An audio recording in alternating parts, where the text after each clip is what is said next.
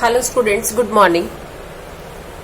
हम चैप्टर कर रहे थे change in profit sharing ratio. देखो बच्चे, प्रॉफिट शेयरिंग रेशियो के अंदर हमने गुडविल को कैलकुलेट करना तो सीख लिया। अलग अलग मेथड के अकॉर्डिंग हमने गुडविल की कैलकुलेशन कैसे करनी है वो चीजें हम सीख चुके हैं। आज की क्लास में हम डिफरेंट सर्कमस्टांसेस को ध्यान में रखते हुए हर एक आइटम का अकाउंटिंग ट्रीटमेंट सीखेंगे कि किस तरीके से किस आइटम को ट्रीट किया जाना है। तो चलिए शुरू करते हैं। देखो बच्चे, change in profit sharing ratio एक ऐसा टॉपिक है जो फर्म के कॉन्स्टिट्यूशन में ही चेंज करने की बात कहता है। जो कहता है कि फर्म के कॉन्स्टिट्यूशन में चेंज आ रहा है। अभी मैं आपको जो बात समझाने वाली हूँ उसको ध्यान से समझना। इस पूरे चैप्टर के अंदर इस बात से अलग और कुछ भी नहीं है। और अगर आपको ये कॉन्सेप्ट समझ में आ जाता है जो मैं अभी आपको करवाने वाली हूँ तो आपके लिए चैप्टर बहुत ईजी हो जाएगा। देखो बच्चे, इस कॉन्सेप्ट को समझने के लिए, कॉन्स्टिट्यूशन के सब्जेक्ट को समझने के लिए या उन सर्कमस्टांसेस को समझने के लिए कि कब कब हमने किस ट्रांजैक्शन को या किस चीज को कैसे डील करना है, हमें परिस्थितियों को, सिचुएशंस को दो पार्ट में डिवाइड करना पड़ेगा। देखो बच्चे, वो सिचुएशन दो तरह की कौन कौन सी हो सकती है। हमने यहां पर एक टाइम एलिमेंट ले लिया। टाइम एलिमेंट, ये फर्म शुरू हो रही थी, पता नहीं कब शुरू हो रही थी। इसके अंदर 3 पार्टनर थे, ए, बी और सी, जो प्रॉफिट और लॉस को बराबर बराबर डिस्ट्रीब्यूट कर रहे थे। फर्म की लाइफ बहुत अच्छी चल रही थी, बिजनेस इसका बहुत अच्छा चल रहा था। इसके लाइफ में एक टर्निंग पॉइंट आया यहाँ पर। और ये पॉइंट क्या कहता है, अब तक वो एक एक के हिसाब से प्रॉफिट लॉस को डिस्ट्रीब्यूट कर रहे थे। यहाँ पर इनकी जो प्रॉफिट शेयरिंग रेशो है वो चेंज हो गई। प्रॉफिट शेयरिंग रेशो हो गई 3:1 की यहां पर इस टाइम पॉइंट पे।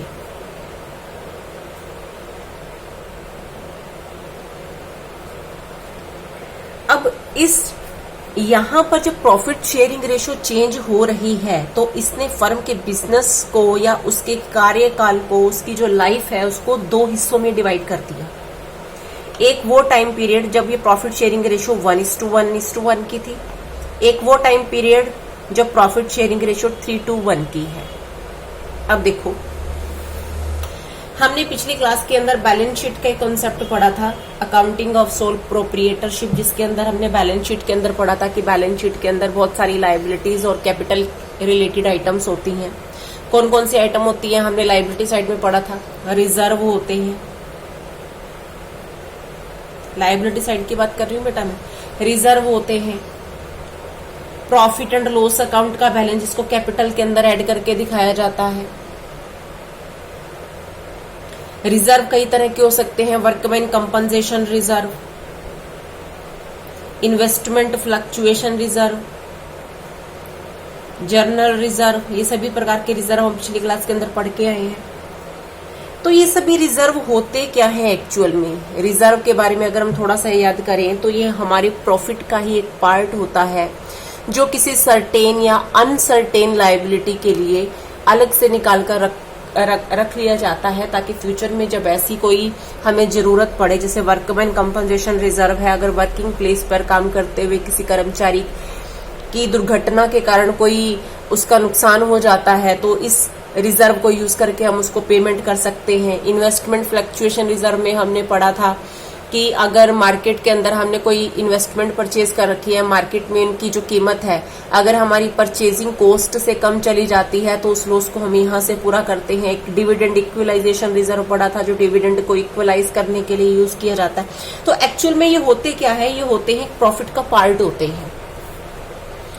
और एसेट साइड में हमने पढ़ी थी गुडविल, है ना। गुडविल क्या चीज है, फर्म के प्रॉफिट जितना ज्यादा होगा फर्म की गुडविल भी उतनी ही ज्यादा होगी, यानी कि भी डायरेक्टली फर्म की प्रॉफिटेबिलिटी से लिंक्ड है, उससे रिलेटेड है। अब मैं आपको समझाना क्या चाहती हूँ। देखो बच्चे, यहाँ पर जो हमारा टाइम पीरियड जिसने टोटल लाइफ को 2 हिस्सों में बांट दिया, फर्म की बैलेंस शीट, पता नहीं फर्म पहले कितने सालों से काम कर रही थी, वो पार्टनर एक के हिसाब से प्रॉफिट या लॉस को बांटते हुए अब तक काम कर रहे थे। तो उससे पहले की सिचुएशन, इस टाइम पीरियड से पहले की सिचुएशन में फर्म के जितने भी प्रॉफिट थे, फर्म के पास जितने भी रिजर्व थे, ठीक है, उन सब को पहले बांटकर खत्म कर लिया जाएगा। यानी कि यहां पर फर्म का रिकॉन्स्टिट्यूशन हो रहा है। रिकॉन्स्टिट्यूशन, दोबारा से पुनर्गठन, फर्म दोबारा से बन रही है। और जब फर्म एक तरीके से दोबारा से बन रही है तो पिछले जो एक्यूमुलेटेड चीजें हैं हम उनको तो अपने पास रख ही नहीं सकते, है ना। तो हम क्या करेंगे, अब तक जितने भी एक्यूमुलेटेड रिजर्व के बैलेंसेस पड़े हैं, जितना भी प्रॉफिट एंड लॉस अकाउंट के अंदर क्रेडिट बैलेंस पड़ा है या डेबिट बैलेंस भी पड़ा है, उन सबको ओल्ड पार्टनर ओल्ड रेशो में, अब यहाँ पर ओल्ड पार्टनर और न्यू पार्टनर का कॉन्सेप्ट क्या आता है। ओल्ड पार्टनर है A B C, old ratio है 1:1:1। ओल्ड पार्टनर ओल्ड रेशो में बांटकर पहले इन चीजों को खत्म कर लेंगे। बच्चे ध्यान से समझना, इन चीजों को खत्म कर लेंगे, उसके बाद प्रॉफिट शेयरिंग रेशो चेंज होगी और उसके बाद फर्म जितना भी कमाएगी वो new partner A B C नई रेशो में डिस्ट्रीब्यूट करेंगे। यानी कि इसके बाद फर्म को जितने भी प्रॉफिट होते हैं, जितने भी लॉस होते हैं, जितने भी रिजर्व के बैलेंस इकट्ठे होते हैं, वो नए पार्टनर नई रेशो में बांटेंगे। अब यहाँ पर मैं ओल्ड पार्टनर ओल्ड रेशो के कॉन्सेप्ट को क्यों यूज कर रही हूँ, मान लीजिए अब यहाँ पर एबीसी 3 पार्टनर थे जो एक के हिसाब से प्रॉफिट लॉस को डिस्ट्रीब्यूट कर रहे हैं। फर्म की प्रॉफिट शेयरिंग रेशो चेंज हो जाती है। क्यों, उसका कारण क्या रहता है कि वो एक नए पार्टनर को शामिल कर लेते हैं जिसको 1/4 शेयर दिया जाता है, डी को शामिल कर लेते हैं जिसे 1/4 हिस्सा दिया जाता है। अब यहाँ पर नए पार्टनर कौन हो गए, ए बी सी और डी। प्रॉफिट शेयरिंग रेशो अब इस केस में क्या होगी, सभी की 1:1:1। यानी कि अब नए पार्टनर नई रेशो में नई चीजों को बांटेंगे, पुरानी चीजें ओल्ड पार्टनर ओल्ड रेशो में बांटकर खत्म कर चुके हैं। अगर आप इस चीज को समझ लेते हो, अगर आप सिचुएशन को 2 हिस्सों में बांट पा रहे हो इजीली, तो आपके लिए चैप्टर बहुत ज्यादा इजी होने वाला है।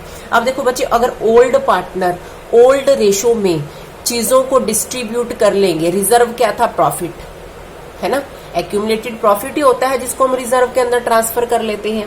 तो प्रॉफिट अगर पार्टनर को मिलता है तो उनकी कैपिटल क्रेडिट होती है, अगर प्रॉफिट का शेयर पार्टनर्स को मिलता है तो भी उनकी कैपिटल क्रेडिट होती है, अगर लॉस पार्टनर के हिस्से में आता है तो उनकी कैपिटल डेबिट हो जाएगी। ऐसे ही अगर गुडविल की बात करते हैं तो गुडविल के केस में अलग अलग सर्कमस्टांसेस होंगे, वो हम क्वेश्चन के हिसाब से आगे डिस्कस करेंगे। अब यहाँ पर देखो, सिचुएशन 2 तरीकों से हमने आपस में बांट तो ली। एक तो वो सिचुएशन जब ओल्ड सिचुएशन थी, ओल्ड सिचुएशन के अंदर ओल्ड पार्टनर ओल्ड रेशो को यूज करते हुए इन चीजों को डिस्ट्रीब्यूट करेंगे। नई सिचुएशन के अंदर नए पार्टनर यानी कि न्यू पार्टनर न्यू रेशो के अंदर चीजों को डिस्ट्रीब्यूट करेंगे। अब बारी आती है कि यहाँ पर जब हम फर्म के कॉन्स्टिट्यूशन में चेंज कर रहे हैं तो यहाँ पर हम गुडविल की वैल्यूएशन भी करेंगे। तो जब इस पॉइंट पे, इस स्पॉट पे गुडविल की वैल्यूएशन की जा रही है, जब यहाँ पर गुडविल की वैल्यूएशन की जा रही है तो गुडविल के लिए हम कौन सी रेशो यूज करेंगे, ओल्ड या न्यू? क्योंकि देखो, नया पार्टनर ने तो अभी ज्वाइन किया है, उसका तो गुडविल में कुछ लेना देना ही नहीं है। और जो ओल्ड पार्टनर है वो गुडविल को कैसे ट्रीट करेंगे?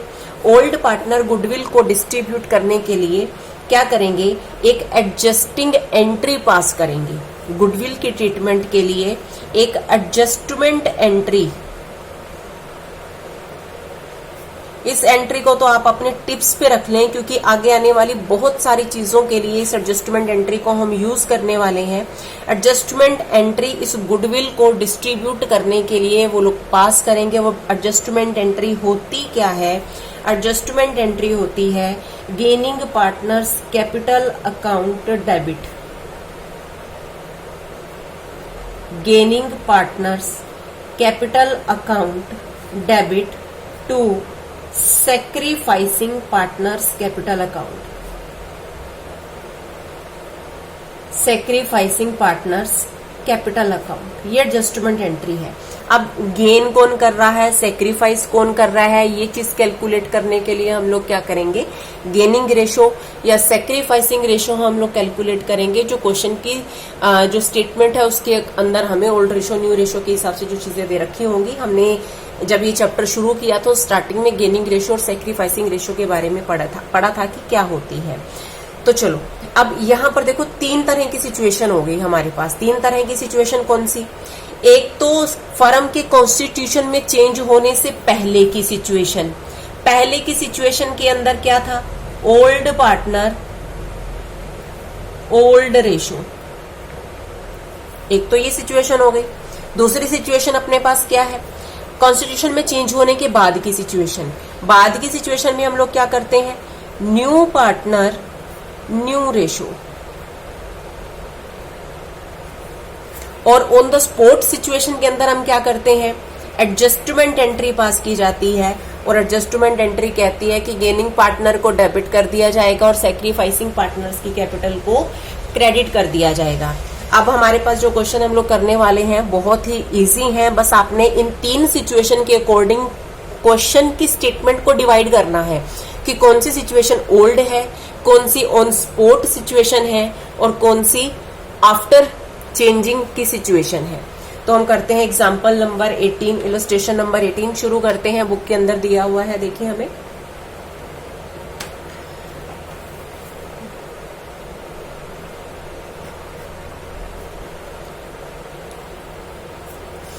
A and B were partner in a firm sharing profit in the ratio of 3:2। A और B 2 पार्टनर हैं जो 3-2 के हिसाब से प्रॉफिट या लॉस को डिस्ट्रीब्यूट करते हैं। With effect from 1 April 2016 they agreed to share profit equally. वो कहते हैं कि फ्यूचर के अंदर वो 1 अप्रैल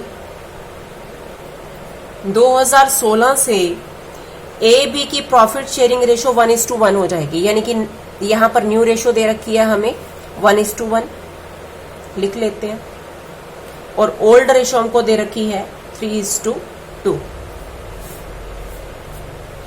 इसके बाद क्या कहते हैं, for this purpose the goodwill of the firm was valued at 30,000। इस पर्पस से फर्म की जो गुडविल है उसकी वैल्यूएशन की गई, और फर्म की गुडविल की वैल्यूएशन करके हमने 30,000 की वैल्यू कैलकुलेट की है। पास नेसेसरी जर्नल एंट्री, हमने इस सिचुएशन को डील करने के लिए नेसेसरी जर्नल एंट्री पास करनी है। गुडविल की वैल्यूएशन हम कर रहे हैं 30,000। तो ऑन स्पॉट सिचुएशन है, हम कब गुडविल की वैल्यूएशन कर रहे हैं, जब फर्म के कॉन्स्टिट्यूशन में चेंज हो रहा है। ऑन स्पॉट की सिचुएशन को हम कैसे डील करेंगे, एडजस्टमेंट एंट्री से डील करेंगे। एडजस्टमेंट एंट्री क्या कहती है, एडजस्टमेंट एंट्री कहती है कि गेनिंग पार्टनर की कैपिटल को डेबिट कर दिया जाए और सेक्रीफाइसिंग की पार्टनर की कैपिटल को क्रेडिट कर दिया जाए। अब इस सिचुएशन को ध्यान में रखते हुए कौन पार्टनर गेन कर रहा है, कौन सेक्रीफाइस कर रहा है, वो हम कैलकुलेट कर लेते हैं। देखो बच्चे, ओल्ड रेशो हमको दे रखी है, वर्किंग नोट बनाएंगे हम।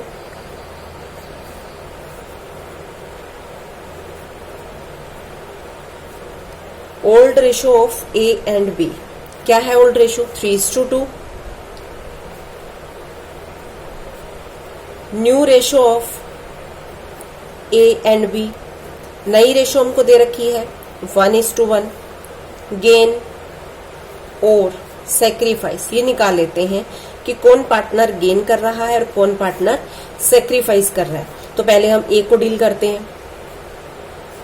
ए का ओल्ड शेयर था 3/5, 3/5 करेंगे ना हम इसे, 3/5 माइनस 1/2। ओल्ड रेशो में से न्यू रेशो को माइनस कर रहे हैं, तो अगर तो ओल्ड ज्यादा है और न्यू कम है तो हमारा आंसर पॉजिटिव आएगा। यानी कि ए पहले ज्यादा ले रहा था, अब कम ले रहा है।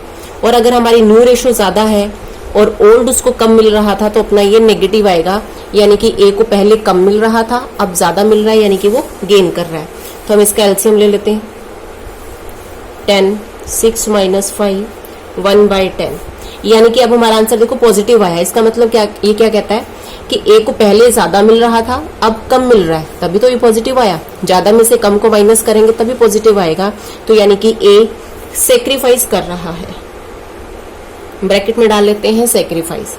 ऐसे ही हम बी का पार्ट निकाल लेते हैं। बी के लिए भी हम ओल्ड रेशो में से न्यू रेशो को माइनस करें, 2/5 माइनस 1/2, एलसीएम लिया हमने इसका 4 माइनस 5 माइनस 1/10, यानी कि बी ने गेन किया, क्योंकि इसे पहले जो मिल रहा था वो कम था और अब इसे ज्यादा पोर्शन मिल रहा है, तो ये गेन कर रहा है। आप किसी भी क्वेश्चन के अंदर जब भी गेनिंग या सेक्रीफाइसिंग पार्ट निकालेंगे तो एक चीज को ऑब्जर्व करेंगे कि सेक्रीफाइसिंग टोटल हमेशा गेनिंग के बराबर होगा। तो जितना एक पार्टनर सेक्रीफाइस करेगा बाकी पार्टनर उतने से गेन कर रहे होंगे। अब हमने एडजस्टमेंट एंट्री क्या पास करनी है? एडजस्टमेंट एंट्री करनी है gaining partners capital account debit to sacrificing partners capital account. तो अब एडजस्टमेंट एंट्री पास करने के लिए हमें गुडविल का शेयर देखना पड़ेगा कि कितना कितना मिलेगा। अब यहाँ पर देखो बच्चे, गेन कौन कर रहा है? बी कर रहा है ना गेन, तो एंट्री क्या बनेगी? बीस capital account debit, 20 capital account debit to sacrificing partners capital account. Sacrifice कर रहा है A to S capital account. अब इसके अंदर अमाउंट हम कितने दिखाएंगे? 1/10 पोर्शन था, टोटल गुडविल थी हमारे पास 30,000 की, तो 30,000 का हम 1/10 निकालें तो 3,000 से अमाउंट डेबिट हो जाएगी बी के कैपिटल अकाउंट के अंदर और ए के कैपिटल अकाउंट में क्रेडिट हो जाएगी 3,000 से। और इसके अंदर हम डेट वही डालेंगे जिस डेट को इनका जो कॉन्स्टिट्यूशन है वो चेंज हो रहा है, यानी कि 1 अप्रैल 2016। इसके बाद आपकी बुक के अंदर इलस्ट्रेशन नंबर 19, 20, 21 बिल्कुल सेम डिटो है, उसमें कोई भी चेंज नहीं है। आपने इससे रिलेटेड जितने भी क्वेश्चन है आपकी बुक में बनते हैं वो करने हैं। सबका करने का तरीका एक ही रहेगा कि हमें गेनिंग पार्टनर और सेक्रीफाइसिंग पार्टनर की एडजस्टमेंट एंट्री हमने पास करनी है और गुडविल को लेकर हमने इस एडजस्टमेंट एंट्री को पास करना है। और उससे पहले हमें गेनिंग और सेक्रीफाइस अगर जरूरत पड़े तो वो निकालनी पड़ेगी। आज की क्लास में हम इतना ही करेंगे। Thank you everyone.